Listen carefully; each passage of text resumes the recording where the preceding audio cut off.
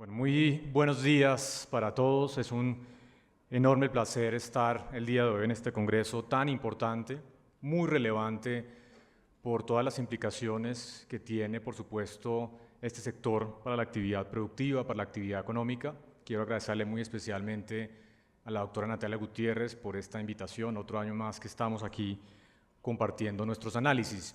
El título de la charla, como está aquí explícito, es el impacto económico y social de un razonamiento de energía en Colombia.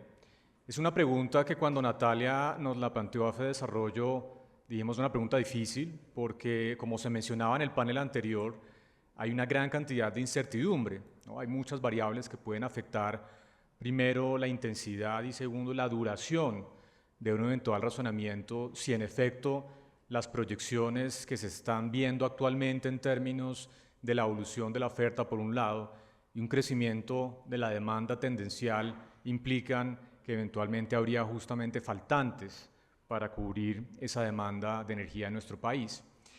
Y entonces, para pensar en esto, lo que hicimos fue tratar de evaluar cuál fue el impacto del razonamiento que tuvo el país por allá a principios de la década de los 90, 1993, y también traer algunas cifras sobre impactos estimados a nivel internacional para dar órdenes de magnitud. No digo que sea preciso, que sea exactamente lo que pueda ocurrir, ratifico, dependerá de la intensidad, de la duración de un eventual evento que ojalá, por supuesto, todos esperamos se pueda evitar, pero que sí da justamente órdenes de magnitud de lo que podría eventualmente pasar.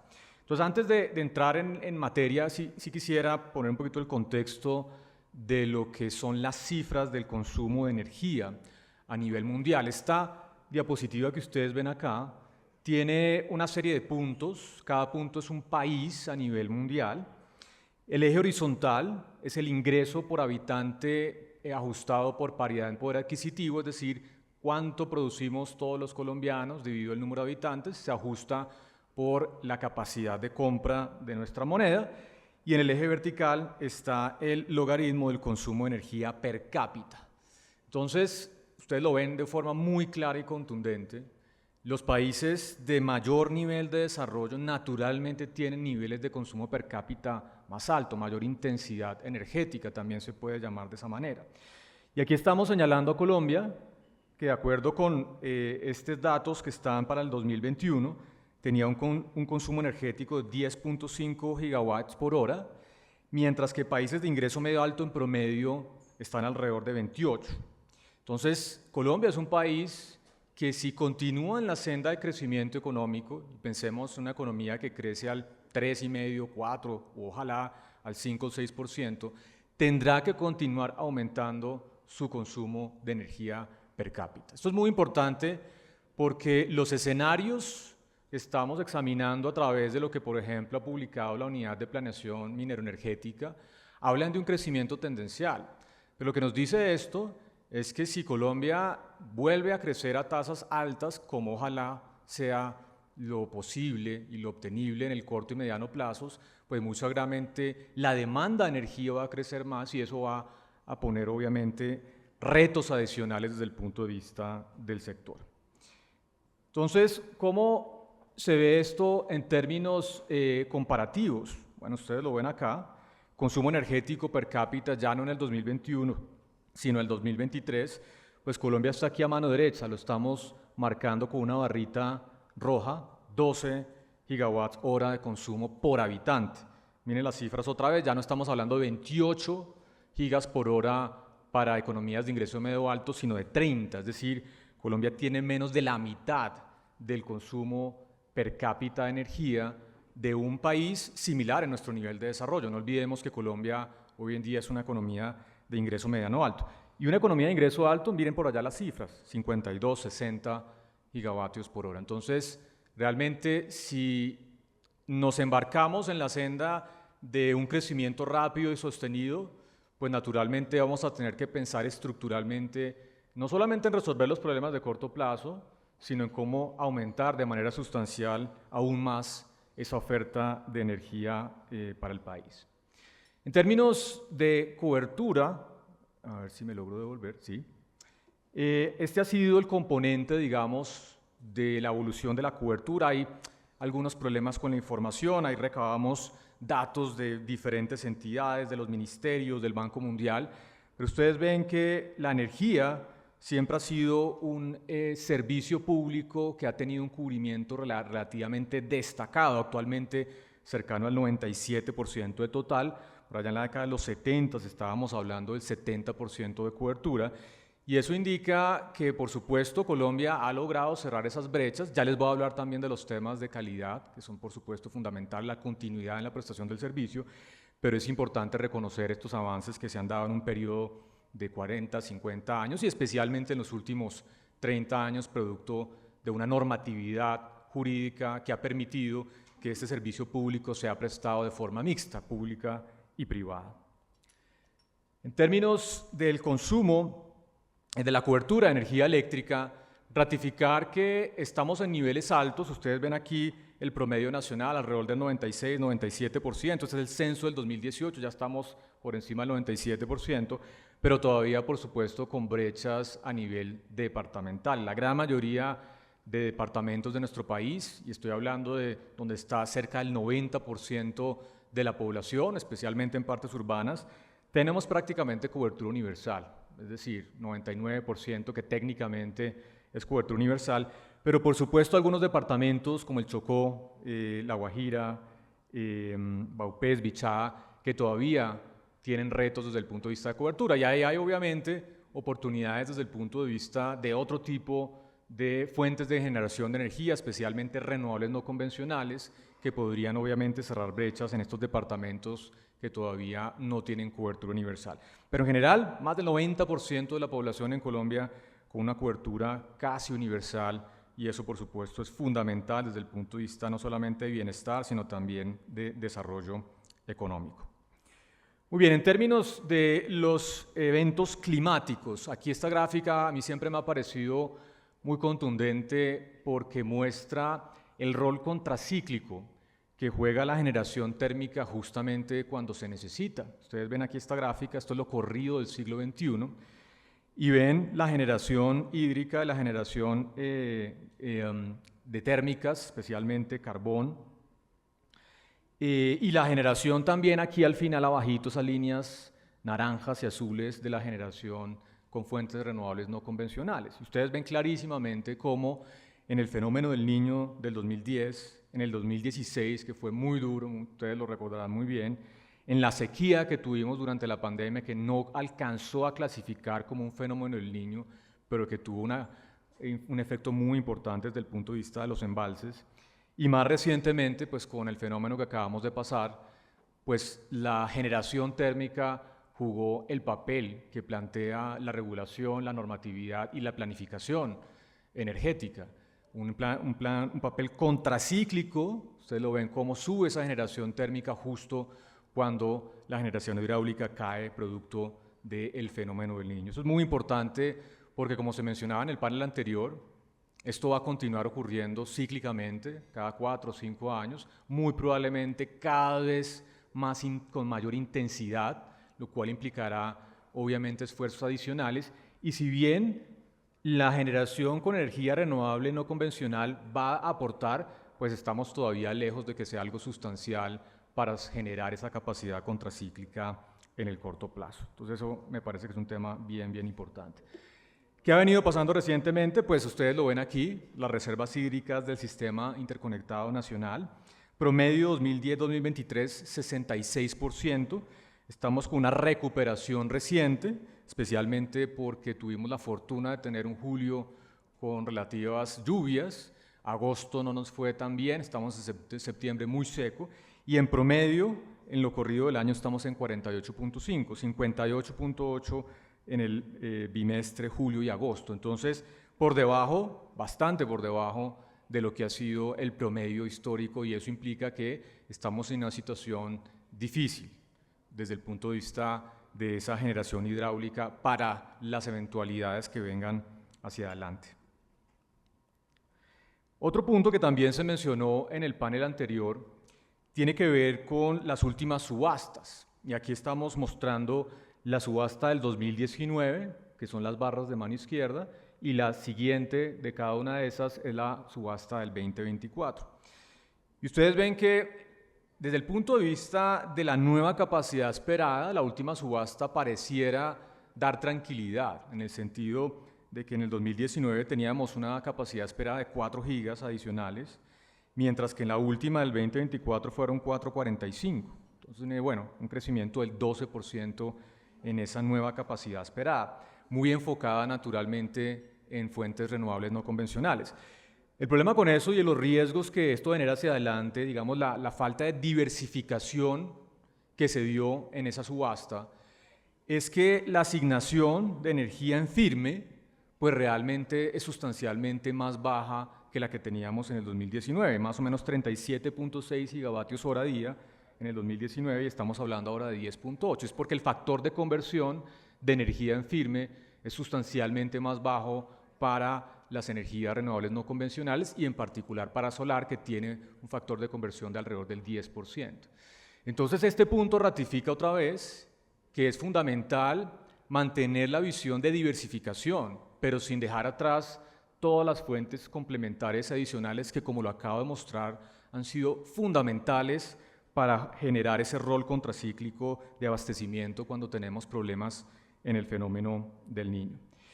Y si bien aquí están los planes, pues creo que todavía nos falta hacer un esfuerzo adicional para alcanzar estas metas que se han venido planteando. Fíjense que para el 2028 se estima una capacidad instalada de más o menos 26 gigas, con una participación de casi 7 desde el punto de vista de las energías renovables no convencionales, y eso eventualmente generaría lo que ustedes ven a mano derecha, que es la diversificación de la matriz de generación de energía en nuestro país. Pero esto es a la vuelta de la esquina. 4 años, ustedes saben muy bien que desde el punto de vista de lo que es la planificación y la ejecución de los proyectos de inversión en energía, pues es a la vuelta de mañana. Entonces, realmente el país quiere alcanzar este objetivo, nueva capacidad instalada y diversificación, pues va a tener que corregir varios de los puntos que se mencionaron anteriormente, que han evitado el despliegue de esa energía adicional fundamental hacia adelante. Muy bien, entonces ahora sí voy a pasar al tema más de fondo, producto que quisiera dejar de esta charla. Entonces, ustedes ven aquí las proyecciones de las brechas entre la energía en firme y la demanda de energía. Cuando ese numerito ahí que ustedes ven, estas líneas, es positivo, lo que quiere decir es que hay una brecha desde el punto de vista de las necesidades que se plantean en diferentes escenarios de crecimiento de la demanda. Ahí ustedes ven 3 escenarios: un escenario central, que es la línea azul, un escenario de una demanda un poquito más alta, que es el escenario de la línea verde, y un escenario de demanda baja, que es la línea roja. Esto lo tomamos nosotros de las cifras del propio gobierno, de la Unidad de Planificación Minero-Energética. Ratifico. Recordemos el punto de la primera diapositiva que les mostré. Vemos un escenario central que es algo tendencial. Si Colombia empieza a aumentar su dinámica de crecimiento, es muy probable que el escenario realmente no sea el de esa tendencia, digamos, histórica, sino que estemos más por el lado de un escenario de alta demanda. Entonces, en el escenario de alta demanda estamos hablando de una brecha de más o menos el 5% en julio del próximo año. Entonces, el próximo año, ¿no? Estamos ya, bueno, 2 años, ya me estoy adelantando al tema, pero estamos a la vuelta de 1 año y medio, digamos, 2 años máximo, en el escenario de energía alta. Y en el escenario central estamos ya hablando de unos faltantes de energía en el 2028, que es justamente ese periodo en donde la política pública ha tratado de incorporar más o menos un 20% en la matriz de generación energética de fuentes renovables no convencionales. Entonces, esto muestra que hay que acelerar el paso, hay que resolver cuellos de botella, porque inexorablemente, si continuamos como vamos a tener eventualmente problemas desde el punto de vista de la demanda a la vuelta del 2026. Incluso algunos escenarios un poquito más ácidos hablan de un escenario para el próximo año. Muy bien, ¿cuántos apagones y racionamientos ha tenido América Latina? Entonces hicimos un ejercicio de recopilar información a través de diferentes fuentes, incluyendo de Celsia, un documento muy interesante que publicaron hace ya 2 años, en donde se muestran los eventos de apagones de gran escala que no son, digamos, cosas programadas, son fallas, digamos, en el suministro de energía, por falla, digamos, en alguna central o algo por el estilo, que terminan generando un apagón generalizado. Y las barras rojas, que son los racionamientos, que eso sí, digamos, cosas de política pública, producto, por ejemplo, lo que está pasando en Ecuador, ¿no? Racionamientos de 8 horas diarias por un problema muy grave de abastecimiento de energía, la disminución de las fuentes hídricas en ese país. Y ustedes ven que Colombia, luego de ese fenómeno que tuvimos, pues realmente ha logrado tener un comportamiento destacado en una región que ha sufrido de una gran cantidad de apagones y racionamientos. Esto lo que dice es que luego, justamente de ese episodio que fue tan difícil para el sector y para la economía del país, se hizo y se creó toda una normatividad jurídica que, ratifico, es tal vez uno de los primeros éxitos de alianzas público-privadas en el país para la prestación de un servicio público que logró mantener la confiabilidad durante más de 30 años en la prestación de este servicio público. Muy importante, y ustedes ven la comparación de otros países, caso de Argentina, Venezuela, México, que les ha ido mucho peor. Entonces, con base en esto y la experiencia de lo que fue el racionamiento en nuestro país entre el 92 y el 93, hicimos este ejercicio que básicamente trata de estimar cuál fue el impacto del racionamiento, que fue más o menos por un periodo de un año, en el país en esos primeros años de la década de los 90. Colombia creció muy bien, ustedes recordarán, en esos primeros 4 o 5 años de la década de los 90, crecimientos que estaban por encima del 4% del PIB. Entonces, si uno mirara el crecimiento puntual, pues realmente dice, bueno, no pasó mucho, tuvimos un racionamiento de un año, pero la economía creció 4%. Pero el problema con ese análisis simple es que Colombia venía de un proceso de unas reformas económicas muy importantes que habían aumentado la capacidad de la actividad productiva en el país, unas aperturas desde el punto de vista de mejoras en eficiencias, profundización de la competencia, que estaban ya generando réditos desde el punto de vista del crecimiento. Entonces lo que hicimos fue mirar cuál era ese crecimiento en los últimos años de sectores que naturalmente son intensivos en la demanda de energía y que especialmente podrían haberse visto afectados por el racionamiento. Y ustedes los ven aquí. El sector de la industria, el sector de la minería, el sector del comercio y el sector obviamente de electricidad, gas y agua. Los 4 sectores tal vez con mayor demanda relativa de energía como un insumo intermedio de producción. Y cuando miramos eso, pues encontramos que si no hubiera ocurrido el racionamiento, no habría habido una caída, digamos, tendencial en el crecimiento de estos 4 sectores que, de acuerdo con nuestros cálculos, generó una caída del crecimiento económico ese año del 1,5% del Producto Interno Bruto. Es decir, en ausencia del racionamiento, Colombia habría tenido un crecimiento en 1992 no del 4%, sino del 5,5%. Y ustedes ven ahí la desagregación. La industria, un efecto de 0,6 puntos porcentuales, la minería 0,5, comercio 0,2 y electricidad, gas y agua 0,2. No tiene, digamos, nada de raro que los que más se afectan en términos proporcionales naturalmente son la industria y la minería, que son sectores altamente intensivos en la demanda.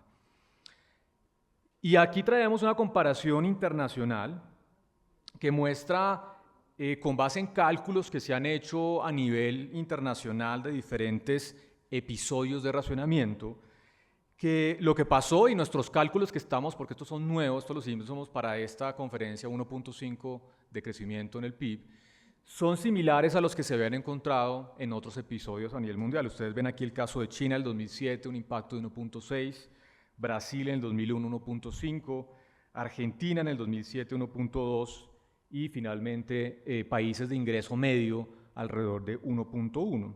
Países de ingreso bajo sufren un poquito más porque cuando hay un racionamiento, típicamente la infraestructura energética es menos confiable, toma más tiempo resolver los problemas y por ende los impactos pueden ser de 2 puntos del PIB.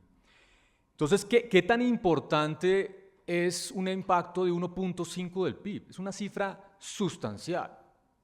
Por darles un orden de magnitud, este año nuestro pronóstico de crecimiento de desarrollo es 1,6%. Es decir, que si hubiera habido racionamiento este año, que obviamente no va a ocurrir, pues el crecimiento sería cero. O el año pasado, que tuvimos un crecimiento del 0.6, habríamos entrado en recesión económica de haber un racionamiento económico. Entonces, 1.5 de crecimiento además es el efecto de una sola vez, es decir, del año en donde ocurre el racionamiento. Y aquí no estamos agregando los efectos permanentes que esto genera hacia adelante desde el punto de vista de la brecha que se abre, porque esa producción industrial y comercial que no se hizo en el 92, pues ya no se vuelve a recuperar. Entonces eso abre una brecha permanente desde el punto de vista de largo plazo. Muy bien, voy a cerrar con 2 diapositivas. Impactos sociales. ¿Qué implica esto desde el punto de vista de la gente, de los hogares del país? Una caída del crecimiento de 1.5 puntos porcentuales.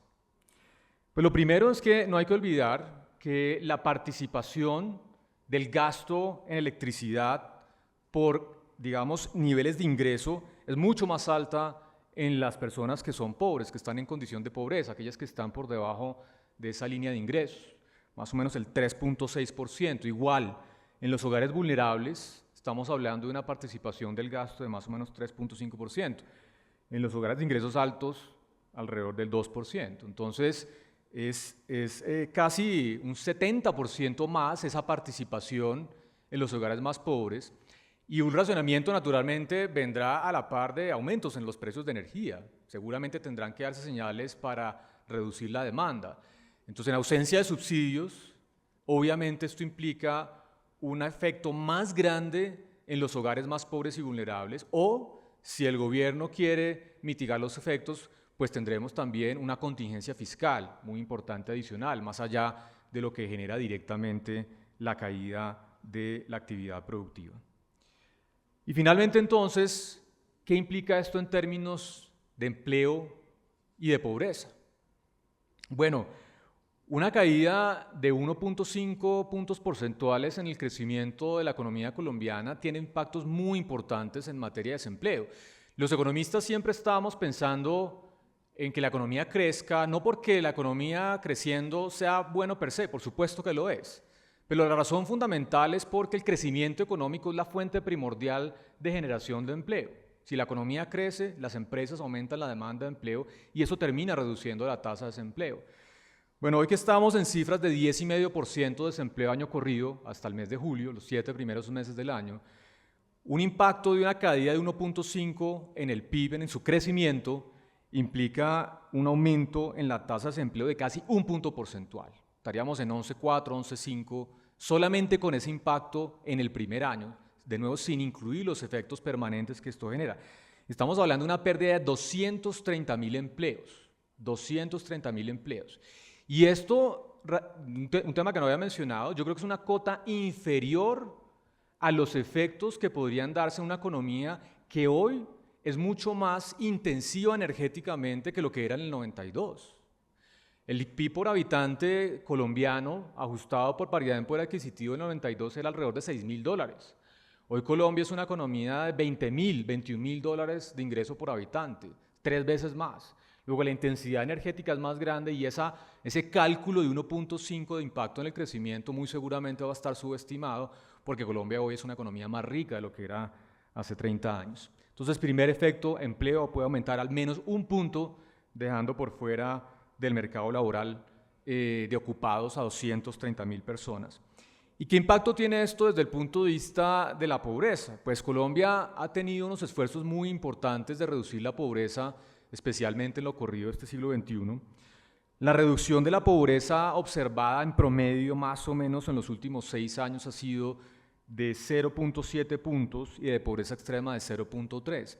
Lo que dicen estas barras es el impacto que tiene la caída del crecimiento, el aumento del desempleo en términos de la pobreza y la pobreza extrema. La pobreza extrema subiría en 0.2 puntos porcentuales, es decir, se revierte las ganancias del crecimiento económico típicamente en un año. Estamos hablando de más de 100,000 personas adicionales en pobreza extrema.